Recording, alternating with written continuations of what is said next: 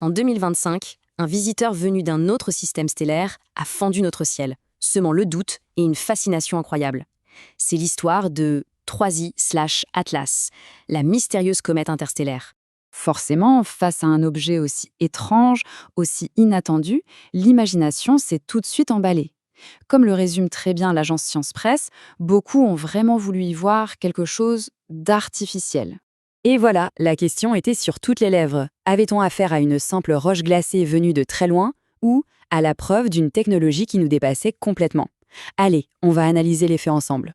Bon, pour bien comprendre pourquoi 3i Atlas a fait autant de bruit, il faut d'abord remettre un peu de contexte. Il faut savoir que l'année 2025, elle était déjà particulièrement riche en visiteurs célestes. Le ciel de 2025 était donc déjà bien animé, hein. On a eu Lemon, la fameuse comète verte qu'on a pu voir pendant près d'un an, et puis Swan, qui nous a offert des images absolument spectaculaires. Mais 3i Atlas, elle, jouait dans une toute autre catégorie. C'était seulement le troisième objet jamais détecté venant d'un autre système stellaire. Alors, qu'est-ce qui la rendait si exceptionnelle, cette comète 3i Atlas? Eh bien, tout tenait à son statut. Le fait qu'elle soit une visiteuse interstellaire changeait absolument tout. Et ça, c'est le point crucial à comprendre. Cet objet n'appartient pas à notre voisinage cosmique. C'est un véritable messager d'un autre monde, un échantillon d'un autre système solaire, livré directement à notre porte. Une occasion scientifique unique. Et pour bien mesurer à quel point c'est rare, il faut se dire une chose. Avant 3i Atlas, l'humanité n'avait identifié que deux autres objets de ce type. Deux, Oumuamua et Borisov. Chaque nouvelle visite est donc un événement scientifique majeur. Et c'est là que l'histoire devient vraiment fascinante, que le mystère s'épaissit.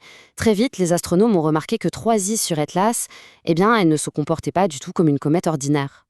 Chaque nouvelle observation ajoutait une couche de mystère. Sa luminosité était déroutante. On a détecté une pulsation régulière, presque comme un battement de cœur, toutes les 16 heures.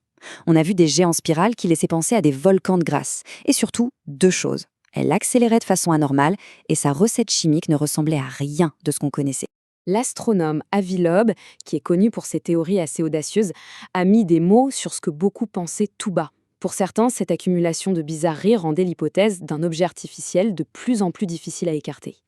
Bon, face à un tel puzzle, les spéculations c'est bien, mais il fallait des données solides.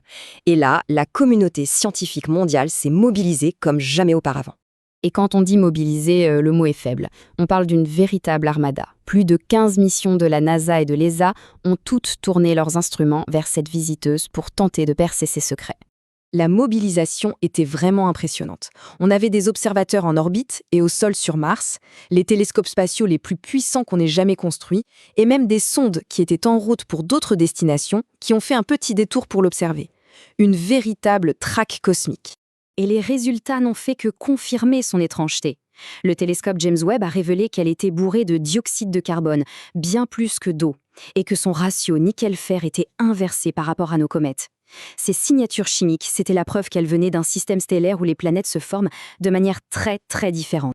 Finalement, l'indice décisif, la preuve irréfutable, n'est pas venue d'une image spectaculaire. Non, elle est venue d'un signal totalement invisible à l'œil nu. Une onde radio. C'est le radiotélescope MIRCAT en Afrique du Sud qui a détecté la signature indubitable de la molécule OH. Or, cette molécule n'apparaît que lorsque la lumière du Soleil vient briser les molécules d'eau qui s'échappent d'une comète. C'était la preuve formelle, 3i/Atlas contenait de l'eau. C'était donc bien une comète, un objet naturel. Cette citation de Tom Statler de la NASA, elle résume tout à la perfection. Le mystère était résolu, 3i/Atlas était bien une comète. Une comète naturelle, oui, mais une des plus étranges et des plus fascinantes jamais observées. En réalité, cette découverte et cette fascination s'inscrivent dans une histoire bien plus longue, celle de notre relation avec ces astres chevelus, ces messagers du cosmos. Notre regard sur les comètes a radicalement changé avec le temps. On est passé de la superstition pure, où elles annonçaient la chute d'un roi, à l'inspiration artistique, puis à la compréhension scientifique. Aujourd'hui, avec 3i/Atlas, la question n'est plus de savoir ce que les dieux essaient de nous dire, mais bien ce que la chimie d'un autre monde peut nous apprendre sur nos propres origines. 3i Atlas a maintenant quitté notre système solaire, mais elle nous laisse avec cette question immense. Elle a résolu un mystère, c'est vrai, mais en faisant ça, elle a ouvert la porte à d'innombrables autres questions. Chaque visiteur interstellaire est une nouvelle page d'un livre cosmique qu'on commence à peine à savoir lire.